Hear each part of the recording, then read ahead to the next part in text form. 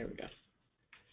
Good afternoon, everyone. Thanks for spending your lunchtime with us. This is Nathan Ritz with the Greater Des Moines Partnership. I'm a program director here in charge of talent development, diversity, inclusion, and youth leadership. Of course, we're here focusing on the diversity and inclusion pillar. We have a great presenter here that I've been chatting with for the past half hour, so I'm excited for you guys to learn and expand your knowledge from her. Your lines are muted at this time, but if you do have questions, I want you to ask those. And the way that you ask those is through the chat option. I'm using my colleague's login, so my name is Meg Fitz in the system right now. It may be listed as Meg Schneider as well. No relation, but my name is Nathan Ritz, no confusion there.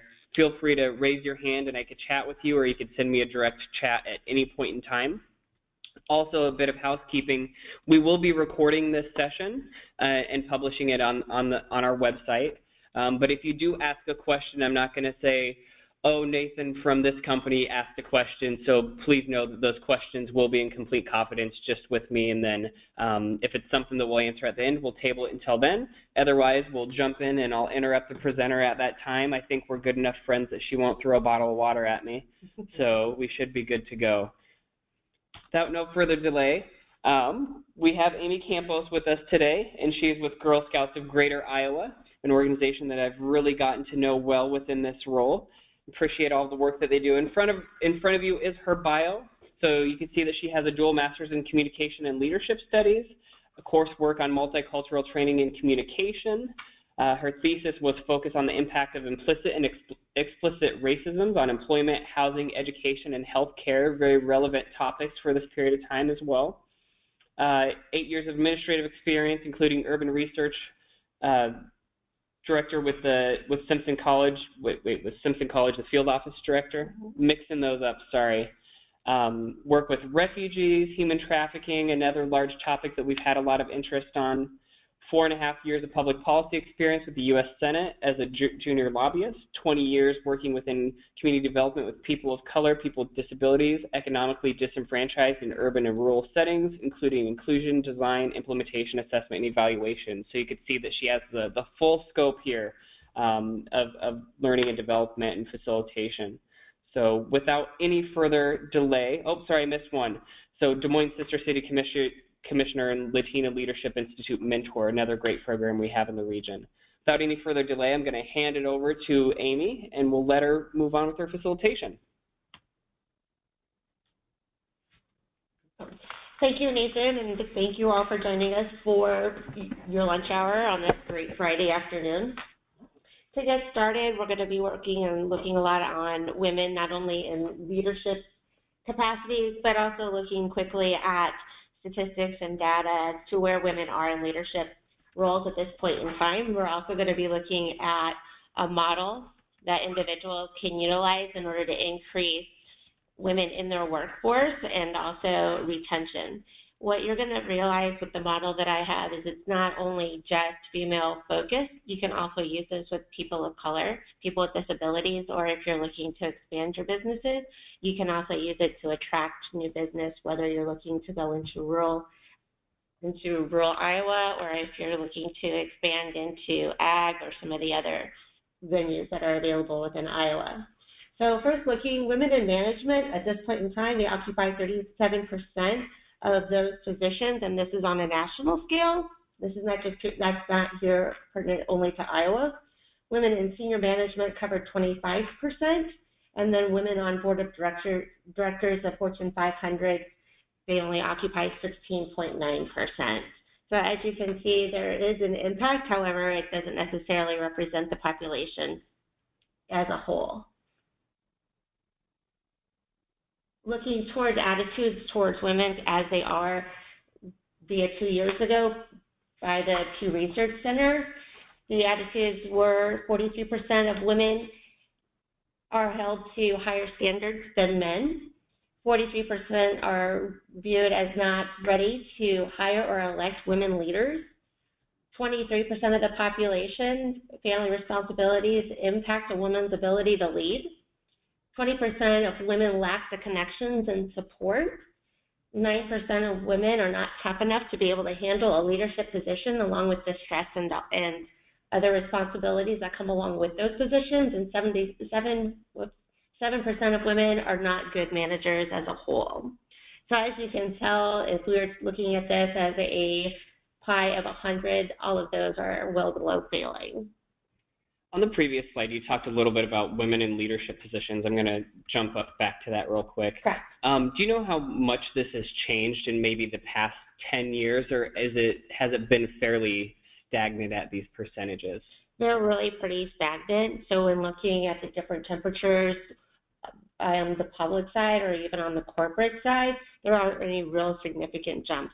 I was looking to see if I could provide a historical chart to be able to provide to everyone, but really the difference really isn't that huge. So looking at it from a 1960s perspective, the women's rights movements up until today, really it's still a very big fight.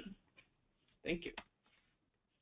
So along with the integration of women into leadership roles, the integration brought not only females, but also the pantsuit, the delightful pantsuit, to corporate America. At this point, there has been a switch and a transition back to the power dress, which I am a power dress woman. Today I am not. However, it's much more convenient, and I feel that it's not necessarily women attempting to be something that they are not. So looking at how business is conducted and the spoken and the unspoken corporate business structure. So looking at the social circles of women, what exactly do those look like? Do they look like men? Are they full of individuals who are CEOs and other power brokers, not necessarily on a corporate level, but are they directors of chambers of commerce? Are they part of different trade organizations? Are they wheelers and dealers that can allow women to become mobile? Professional networks, a little bit different because I'm not necessarily looking at those social networks, I'm looking at them professionally. Do those have mentors? Are they being educated? Are they being advocated for? How exactly do those work? And who are the individuals who are a part of their professional network? Outside work experiences. Are women being invited to the basketball game, the football games? Are they going to those suites as direct invites? Are they going out to drink? How exactly are these women being integrated in business cultural norms? Again, this can include all of the above, but it also can involve what topics of discussion are being had. Are they talking about budgets and forecasting? Are they talking about organizational or strategic planning?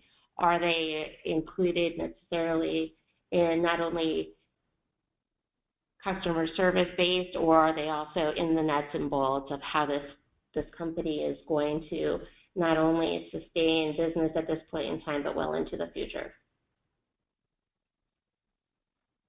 So what does this mean for women at this point in time? There's insufficient professional networks. Do we see a lot of women represented on a lot of these different groups? We can look at how exactly are they constructed from the ground up. So a lot of women, we will not only tend to be with other women, but because of our positions that we hold, we don't necessarily exceed outside of those. So how exactly do we have access, for the most part, to CEOs? Some of us are their administrative assistants. How exactly are we with engineers because of our lack of representation in STEM professions? That is also another impact. We also miss invitations to drinks, golf, and other sporting events. Why? Because there's an assumption that we have families, or that we aren't interested, or we just don't play golf.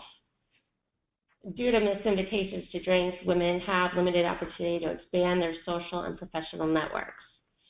As we all know, the golf course isn't only a place where golf is played, but it's also a place where business is conducted. We also know that a lot of business is also taking place on the sidelines at football games, hockey games, also at baseball games. So looking at what exactly and how business is conducted versus the last point, the tradition and the traditional ways, will also block advancement to women by pure conversation availability. I put this up there because this is one of my favorite pictures of anything resembling being a woman 2.0 is don't assume a traditionally assumed can't from a created and committed can. So a lot of individuals will look at a woman and say, oh, well, she's got her family, or she's a student, or she's going to the gym, or she's connected to her phone because of some other outside family obligations. A woman's mind, a woman's life, in a woman's way, everything can be balanced in one way, shape, or form.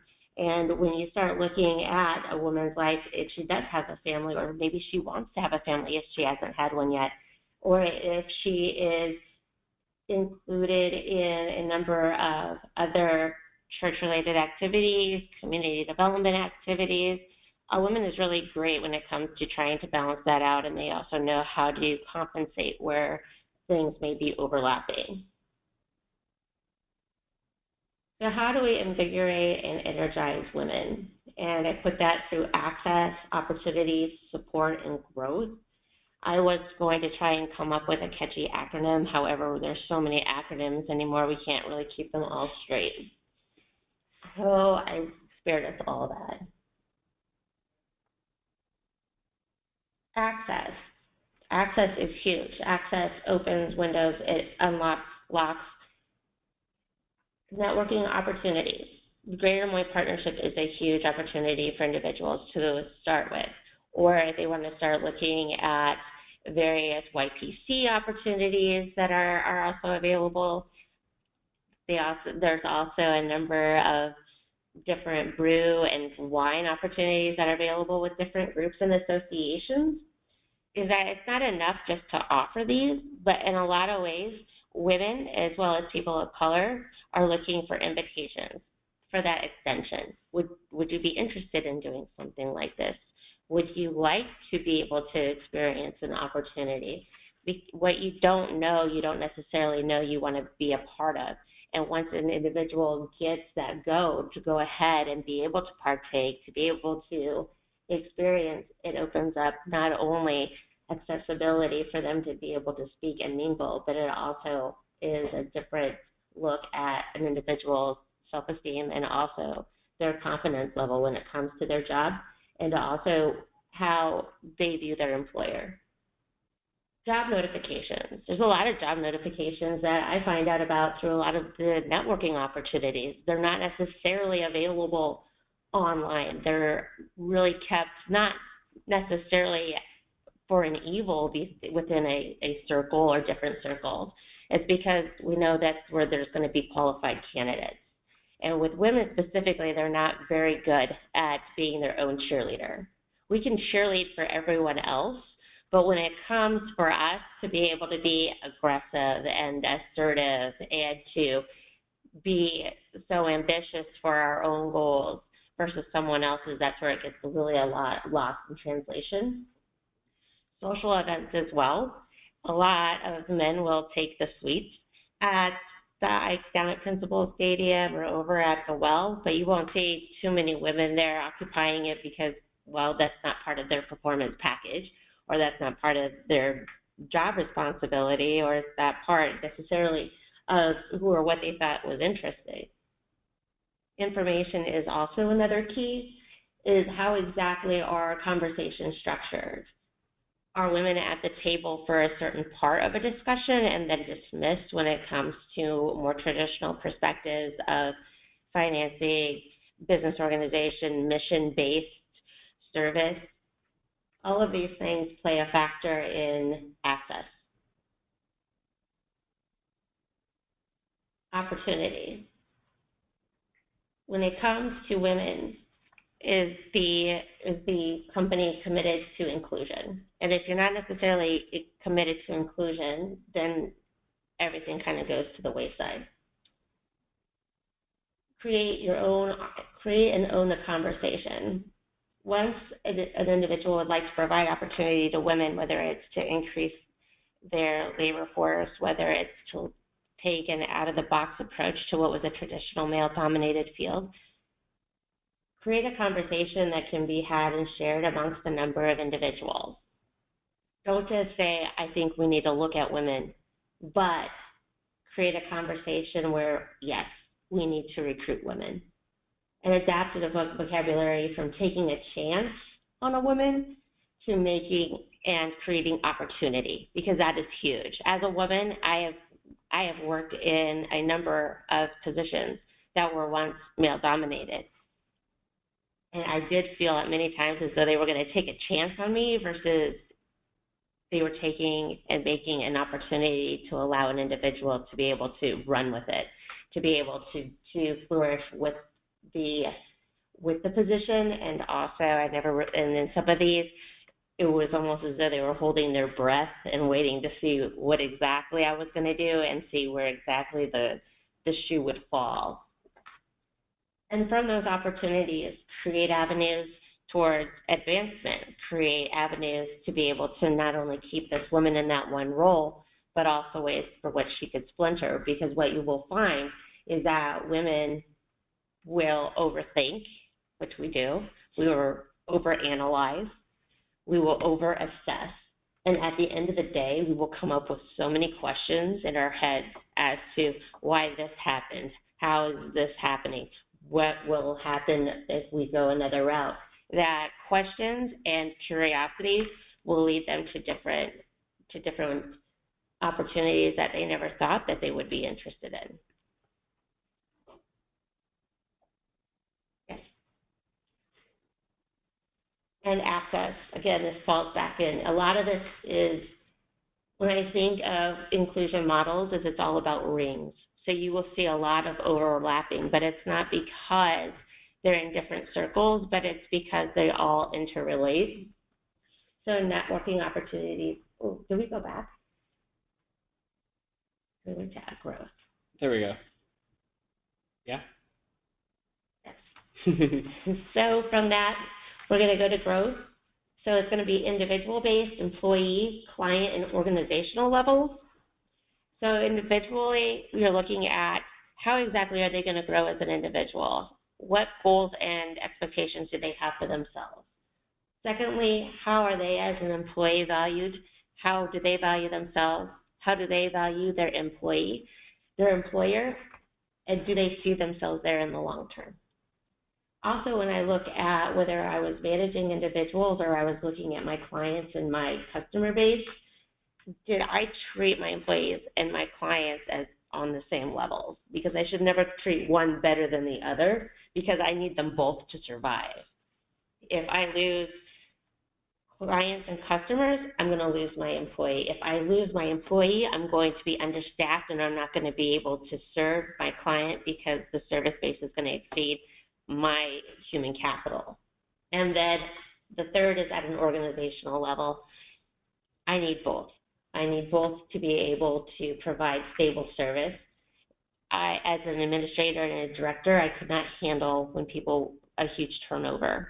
I liked to keep everyone where they were. I wanted to keep them happy. Not only is it a headache and frustrating to retrain new individuals, but you lose consistency in your service. Career advancement is another one. And unfortunately, for where I was working in nonprofits and also with higher education, there's limited opportunities, which is always a struggle. So it's always, how am I going to refresh someone's job position? Is there opportunity for me to do that? Because I have to keep individuals stimulated, not only to stimulate them, but I also need to stimulate them enough that they feel content on an individual level. They feel needed and they're being heard as an employee. Professional and personal experiences all play into the larger picture, into the long-term point of views. I have a question. I'm not sure if it's an appropriate fit here, so we could table it for another time, but I was reading an article and I was looking on my phone over here trying to find the exact article. The women are less likely to negotiate a starting salary than men, which can create a potential of up to $1 million of loss in their over their career, their lifetime of their career. This is true. So do you have any information about that or any tips and tricks that can help encourage individuals to do this, or will it be talked about at a later time? I can get into that now. Okay. If you'd like to. this all comes down to being their own advocates, being assertive, and also aggressive towards protecting themselves like they do others. Mm-hmm. So yes, that is very true. Yes, that does contribute to the huge pay gap that exists between men and women. How exactly to go about this? Women have to be confident that, yeah, I am the whole package. Yes, you want to hire me. Yes, there is no one better than me. And yes, I'm going to do this job, and I'm going to do it well beyond their expectations. But until women as a whole can grasp this concept and be able to carry and to drag other women who aren't necessarily there yet to mentor them to that point, then this is going to be a perpetual conversation. Okay. For those of you on the phone, I found this article. It's titled "Women Need to Start Asking for More Money Today," and it was on BusinessInsider.com was the one that I found. So if you wanted more information, there it is. Yes. Thank you for letting me jump in. No, not at all. Thank you, Nathan. Oh, we do have a question. Let me see if it's something we can. Oh, great question, Nathan. Woo, go me. I like it. I'll take kudos as well. Anytime you want to give us kudos, we'll take those. So this is all going to come down to an organizational working attitude. So when I start looking at the basics, whether it's starting my organizational plan, whether it's my 3 to 5, or 10-year, this is where I want to be, not necessarily attached to something so formal, these are usually what I go through. So don't think that you can only use this with women, but really you can apply this wherever you would like to. A lot of people, when you start looking at diversity, inclusion efforts, we want to sprint and make the biggest difference instead of take a marathon approach. And what's easy about a sprint is that you take off and you're either there at the finish line ahead of everyone else, or you're there with your hands above your head going, I don't know what I just did, but that just was not right. And part of that is due to unrealistic expectation. And I'm going to get into all of this in a minute. And then with the marathon approach, I always like taking that one better because I could go in my stride. And I know that at some point in time I'm going to break my stride, but because I have trained and because I'm committed for the distance, I'm not going to let that stride derail me from my finish. So unifying initiatives into primary organizational planning. I like to do this a lot because from a historical perspective, and I've sat on a lot of these, is that it's easy to toss out inclusion efforts that are not attached to the bigger picture. And you can see this with anything, with LGBTQ, people of color, people with disabilities, women, religion, is how exactly are we going to integrate individuals into the organization? Well, you're going to start that from day one in the organizational plan that you're about to redo. Or you're going to find different ways in order to start a conversation that's going to lead to that. The ultimate goal should always be everyone is a part of the main. So integrated versus unattached project. Again, if it's integrated and embedded, you can't just toss it out. Plus, it makes metrics and measurables so much easier. You're going to be able to assess how exactly your implementation is going. You're going to be able to assess the retention and also the management.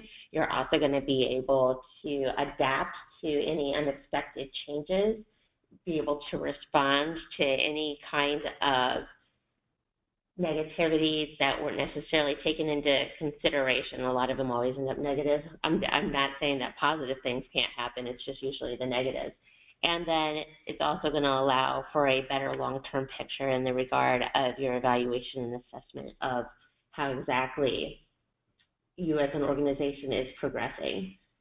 A comprehensive organizational reviews is a lot better than isolating any kind of subgroup, because you have absolutely no idea what's going on with the individual who's providing the response. So if you provided a survey that isolated and identified women, men, children, people of color, depending upon the experiences people had either previously or that day, it's going to impact how their response is.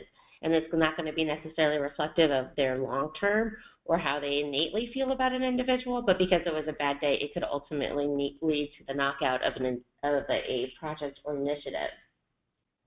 Plus, this really needs to be an organizational conversation. Doesn't necessarily mean that it's not an organizational conversation if it's not a part of the larger picture, whether it's part of the strategic plan or a formalized business objective model, but it just makes it easier versus having that jaw clenching, oh, here we go, we're going to talk about diversity again, with lots of eye rolling and a lot of him hawing in the back, and I really don't need to be here. I've never been a racist. I'm not a racist. My wife is Mexican, or etc., etc. It's not about how you aren't something. It's about how we ultimately want to be something.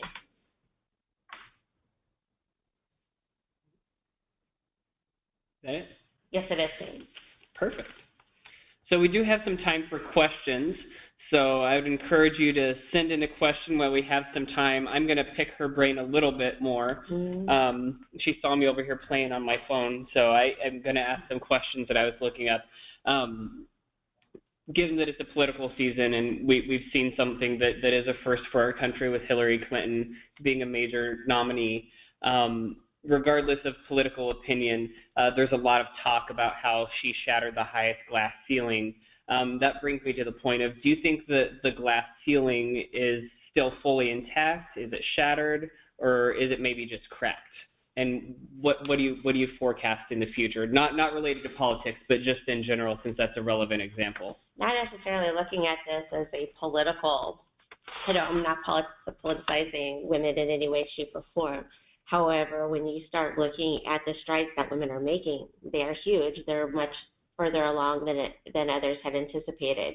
Do I feel that it's been shattered? No, but I don't think any woman necessarily is going to say once a woman is a president or maybe they ultimately occupy every Fortune 500 that it's going to be mission accomplished. We landed on the moon, but it's going to be a perpetual conversation of not domination, but it's going to ultimately lead to how are we now going to be able to work with men, because that's going to lead to a completely different conversation. If women were hypothetically to take over all of these organizations, what would the treatment of men be?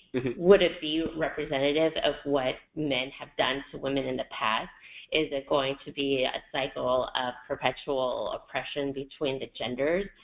How exactly would individuals then be able to coexist? Or would you see, if you even want to gently touch on anything that's going on, especially socially and due to politics, would it be let's take things back to when they were good and they were male dominated and we had all of these different things, and how exactly women are now not necessarily providing any kind of support. So taking off on that same perspective, white cisgender women, some would say maybe have an upper hand versus someone that comes to the table that may be a female from an immigrant or a refugee, trying to make a case for self-success in this country.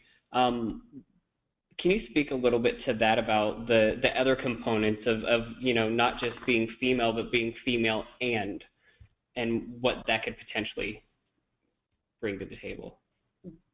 That is an interesting question. If you have not have not read Bell Hooks, I would strongly suggest you get a hold of any of her books. And it's not something to say that necessarily a white individual who is responsible primarily for the female movement, which was caused after World War II, and how women had gotten out of the kitchen, didn't want to necessarily go back into the kitchen, and how they wanted to be able to be paid as much as their male counterparts. That was true. How exactly did the women of color come and integrate into that conversation? It didn't come along until much later. So if you want to start talking about how women of color are necessarily feeling the impact, yes, women did get a lot further as a part of the women movement, if you're looking at it from a color perspective, I'm trying to be incredibly delicate here, but there are still issues. So if you want to look even at, yes, the first female baseball league, they didn't allow any of the African Americans or Native Americans or Latino women to play. However, what one group did has allowed for others to flourish and also to be able to come to the table in a completely different perspective. And to go off of that is that it's not just a female-female issue, but it's also a male-female issue within the respective of people of color. Mm-hmm. So when there's a lot of more men who are of color sitting at boards than women. So it kind of becomes non-people of color, especially men, well, they're angry. Well, now we've got angry females over here because they're angry at the men because now they're blowing our chances. Mm-hmm. Interesting. We did have somebody that wanted to share a resource, so I'm happy to do that as well. They said a related resource to the subject that we were talking about is Malcolm Gladwell's podcast titled Revisionist History. It talks about breaking through barriers and what happens next. They said it was very thought-provoking. The first podcast was entitled The Lady Vanishes. So if that's a resource that you want to do a little more digging outside, of course, we're kind of presenting at a high level here, so research is required beyond this point. But also, Amy is a wonderful resource. So I'm going to hang on the line for just another minute or so to see if we do have any more questions come in. Please feel free to ask those. Do you have any closing thoughts for us as we wait for questions? No, at this point in time, don't be afraid to ask. Or don't be afraid to share, like this individual that shared that resource. Mm-hmm. Or better yet, share with us how exactly you would approach this, mm-hmm. or how you perceive this to be working within your organization, which will be anonymous and remain anonymous. Just to see if we have anything that comes in, I'll give you a couple of heads up on upcoming events that we will be having as far as the Greater Des Moines Partnerships Inclusion Council. We will be hosting on November 4th, it is a Friday, our 4th annual Executive Forum on Diversity and Inclusion. This is one of our big signature events. It's a half-day symposium talking about diversity and inclusion. Last year we tackled the topic of race relations. In a bold move, but it was something that needed to be done, and we figured, we're Des Moines, so we're going to talk about it. Something that came out of that was the extremely high unemployment rates of African Americans, and so we have developed a focus group that has been working over the past year that will be delivering some of their final findings at that symposium.